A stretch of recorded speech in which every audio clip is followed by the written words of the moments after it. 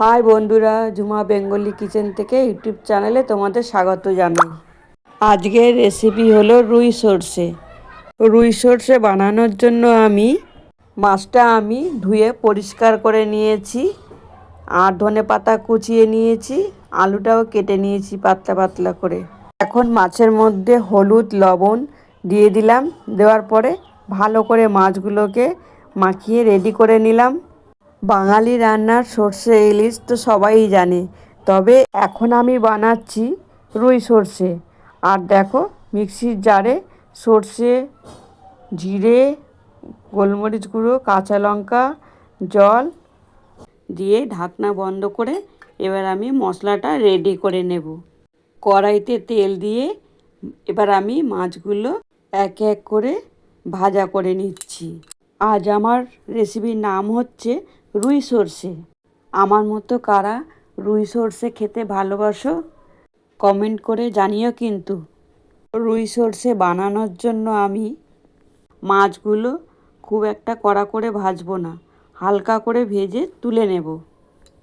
আমার মতো এইভাবে রুই সর্ষে বানিয়ে খেয়ে দেখো তোমরা। যদি ভালো লাগে তাহলে ঝুমা বেঙ্গলি কিচেনে একটা লাইক, একটা কমেন্ট আর একটা সাবস্ক্রাইব করে দিও বন্ধুরা। আমার প্রায় মাছ ভাজা হয়ে এসছে। এরপর আমি মাছগুলো এক এক করে তুলে নেব।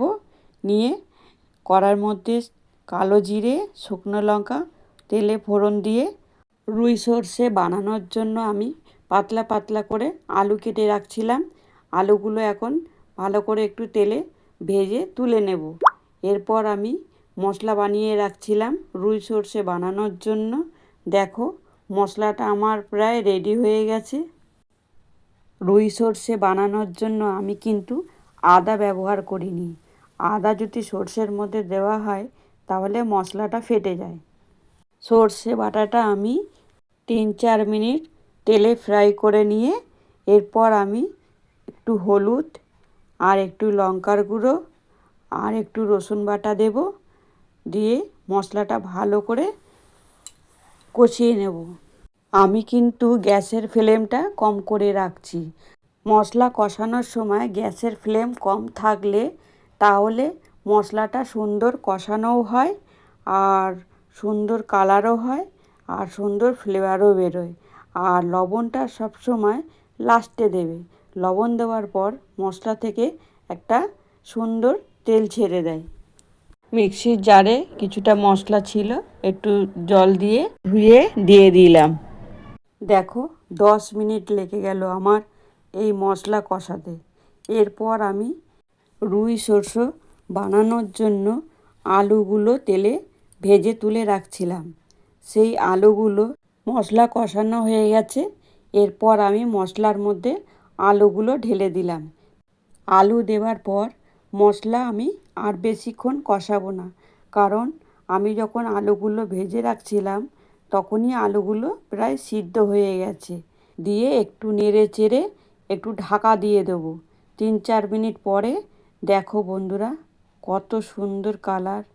এরপর আমি জল ঢেলে দিলাম, একটু ঢেকে দিলাম। এরপর দেখো, ঝোল ফুটছে। ভেজে রাখা মাছগুলো ঝোলের মধ্যে এক এক করে আমি ঢেলে দিলাম। মাছটা আমি 3-4 মিনিট নেড়ে চেড়ে গ্যাসটা আমি বন্ধ করে দিলাম। এরপর আমি ঝোল নামিয়ে নিলাম।